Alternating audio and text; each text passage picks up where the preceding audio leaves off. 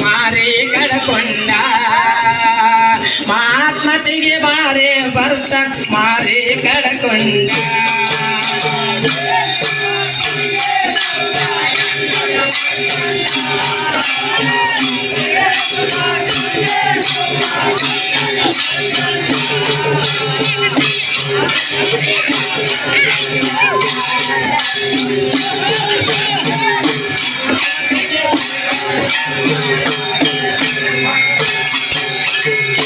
ಇವನಿಗಾಗಿ ನಾನು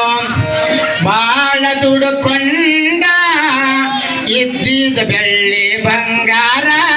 ಗಂಟ ಕಳ್ಕೊಂಡ ಮತ್ತೇನಂತನ್ರಿ